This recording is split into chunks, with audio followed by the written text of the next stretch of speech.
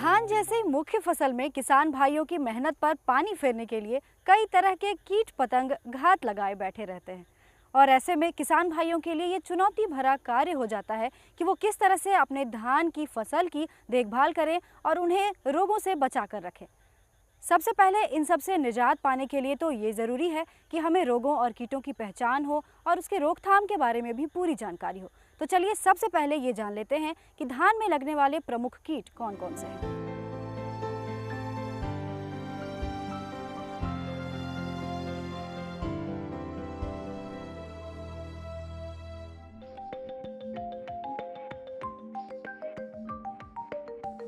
धान में लगने वाली एक कीट है तनाछेदक। इस कीट की पहचान इसके पंखों पर पाए जाने वाले काले बिंदु से किया जाता है। ये पिल्लू फसल की किसी भी अवस्था में धान के पौधों में छेद कर उसके गाभा को अंदर से काट देते हैं, जिससे पौधे का गड्ढा सूखा हुआ दिखाई देता है। और बालियां निकलने के समय इस कीट का प्रकोप होने से केवल सफेद बालियां नजर आती है और दाने खखड़ी भी हो जाती है। इस कीट का प्रकोप जुलाई से नवंबर माह के बीच देखा जाता है। इस कीट के लार्वे धान की फसल को नुकसान पहुंचाते हैं और ज्यादातर फसल की शुरुआती अवस्था में ये कीट पौधों को अपना शिकार बना लेते हैं। इससे बचाव के लिए नर्सरी से जब आप पौध को रोपने के लिए लाते हैं तो उस वक्त पौध के ऊपरी सिरे को काट छांट कर हटा दें, ताकि कीट के अंडे धान की खेत तक ना पहुंच सके। अब अगर बालियों के निकलने के समय इस कीट का प्रकोप हो जाए तो धान की बालियां पूरी तरह सफेद हो जाती हैं।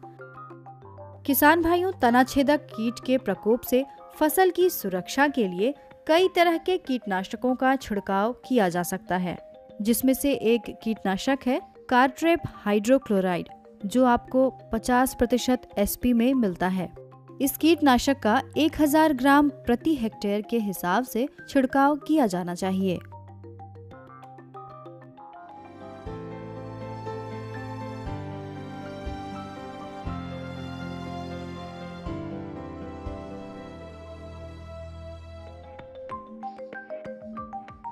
धान का पत्ती लपेटक कीट। इनके पिल्लू अंडे से बाहर आकर पत्तियों के दोनों किनारों को अपने लार द्वारा आपस में सिल देते हैं और उसमें रहकर पत्तियों के हरे भाग को खुरचकर खाते रहते हैं, जिससे रेशेनुसार पत्तियां जाली समान दिखाई देती है, जो बाद में धूप से सूख जाती है। इस कीट के अधिक आक्रमण से पौधों को भोजन बनाने में असुविधा होती है, जिसके कारण धान की पैदावार काफी घट जाती है। इसके नियंत्रण के लिए डाइमेथोएट दवा की 1 मिलीलीटर मात्रा 1 लीटर पानी में घोलकर छिड़काव करना चाहिए।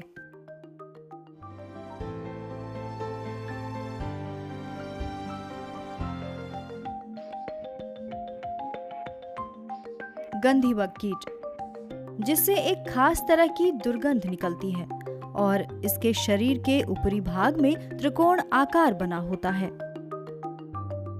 धान में इस कीट का आक्रमण बालियों के निकलने के समय होता है और ये कीट धान की बालियों के दुग्धावस्था में दूध चूसते हैं,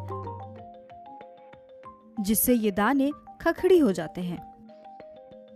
किसान भाइयों, इस कीट के नियंत्रण के लिए फसल की रोपनी के बाद आपको खेतों की नियमित पड़ताल करनी चाहिए और इस दौरान अगर आपके खेत में गंधी बग कीट की संख्या अधिक मिलती है तो फसल सुरक्षा के लिए कीटनाशक का छिड़काव जरूरी हो जाता है। छिड़काव के लिए आप मिथाइल पैराथियोन नाम की दवा, जो बाजार में पाउडर के रूप में फॉलिडोल के नाम से आसानी से उपलब्ध है, उसका प्रयोग कर सकते हैं। इस कीटनाशक को 25 किलो प्रति हेक्टेयर की दर से खेत में बुरकाव करना चाहिए। ऐसा करने से आपकी फसल गंधी बग कीट के आक्रमण से सुरक्षित रह सकती है।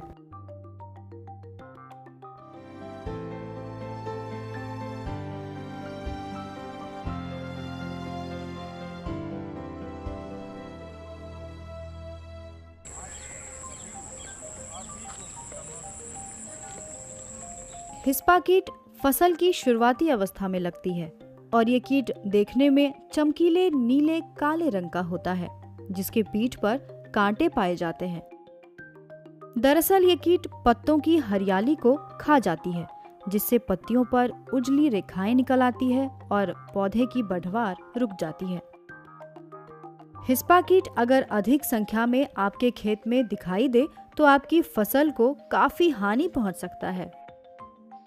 अब इसके नियंत्रण के लिए क्या किया जाए, ये जान लेते हैं।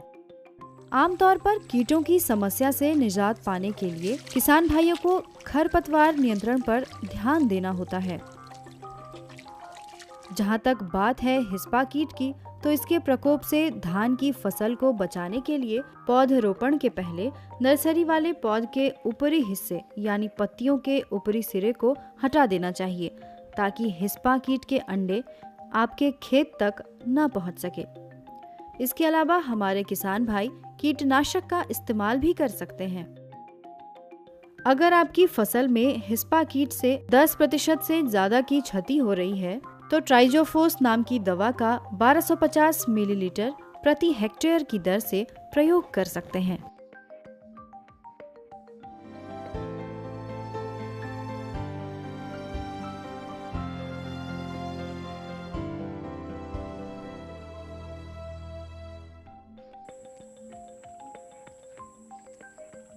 धान में लगने वाले कई कीटों में से एक नाम फुदका का भी है, जिसे मधुआ कीट भी कहते हैं। मधुआ कीट 2 तरह के होते हैं, हरा मधुआ और भूरा मधुआ। हरा मधुआ को पहचानना बेहद आसान है। ये कीट आकार में छोटे हरे रंग के होते हैं और इनके ऊपरी हिस्से में काले रंग के धब्बे होते हैं। हरा मधुआ पौधों का रस चूसते हैं, जिससे पत्तियां पीली पड़ जाती हैं और पौधे का बढ़वार रुक जाता है। हालांकि भूरा मधुआ को फसल के लिए ज्यादा हानिकारक माना जाता है, क्योंकि ये कीट पौधे के निचले भाग में जड़ों की ओर पाए जाते हैं और पौधे की धड़ से रस चूसते हैं, जिसके कारण धान के पौधे सूख जाते हैं। इस कीट के रोकथाम के लिए सिस्टेमिक कीटनाशकों का प्रयोग करना चाहिए, जैसे इमिडाक्लोप्रिड 200 SL का 125 मिलीलीटर प्रति हेक्टेयर या मोनोक्रोटोफॉस 1080 का छिड़काव करें। आपकी जानकारी के लिए बता दें कि इस कीट के नियंत्रण के लिए विभिन्न समूहों के कीटनाशकों का छिड़काव करना पड़ता है, क्योंकि लगातार एक ही तरह के कीटनाशकों के छिड़काव से फुदका कीटों में प्रतिरोधक क्षमता आ जाती है, जिसकी वजह से छिड़काव के बाद भी इन कीटों से फसल का बचाव नहीं हो पाता है।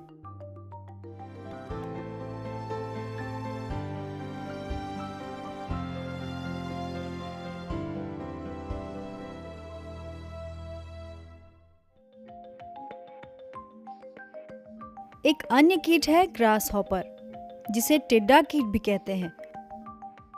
हरे पीले रंग के ये कीट 40 से 50 मिलीमीटर लंबे होते हैं और इसके गर्दन पर काले रंग की 3 धारियां होती हैं। अगस्त से सितंबर में इस कीट का प्रकोप देखा जा सकता है। इस कीट से बचाव के लिए खेत में पानी भर देना चाहिए, जिससे इसके अंडे खत्म हो जाएं, या फिर मेड़ की खुदाई एवं उसे नया कर देने से भी इसके अंडे खत्म हो जाते हैं। तो देखा आपने, धान में लगने वाले इन कीटों का प्रबंधन अगर सही तरीके से और सही समय पर ना किया जाए तो आपकी पैदावार को काफ़ी हद तक नुकसान पहुंच सकता है। अब जहां तक बात आती है धान में लगने वाले रोगों की, तो आपको बता दूं कि धान में आमतौर पर 2 प्रकार की बीमारियां लगती है। पहला जीवाणु जनित और दूसरा विषाणु जनित। तो चलिए अब जान लेते हैं धान में लगने वाले प्रमुख बीमारियों के विषय में। किसान भाइयों, जिस तरह से किसी भी रोग से बचाव के लिए हम टीकाकरण करवाते हैं, ठीक उसी प्रकार धान की फसल के लिए बिचड़ा तैयार करने से पहले बीजोपचार करना अति आवश्यक होता है। तो आइए अब हम आपको दिखाते हैं कि बीजोपचार कैसे किया जाए। सबसे पहले बीज को पॉलिथीन शीट या साफ सुथरे फर्श पर फैला दें।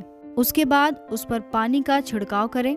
इस दौरान फफूंदनाशक की उचित मात्रा फैले हुए बीज पर चारों तरफ थोड़ा थोड़ा गिरा दें। फिर हाथों से बीज में दवा को अच्छी तरह से मिला दें। दवा मिलाने के बाद बीज को फिर से फैलाकर 2 से 4 घंटे तक सूखने के लिए छोड़ दें। अब ये बीज पूरी तरह से उपचारित है। इस बीज को आप बिचड़ा तैयार करने के लिए इस्तेमाल कर सकते हैं। लेकिन अगर उपचारित बीज के बिचड़ा लगाने के बावजूद धान की फसल में रोगों का कोई प्रकोप दिख रहा हो, तो आप सबसे पहले रोग का सही पहचान करें। उसके बाद ही उपयुक्त फफूंदनाशक या जीवाणुनाशक का प्रयोग करना चाहिए। आइए अब धान में लगने वाले प्रमुख रोगों और उनसे रोकथाम के विषय में जान लेते हैं।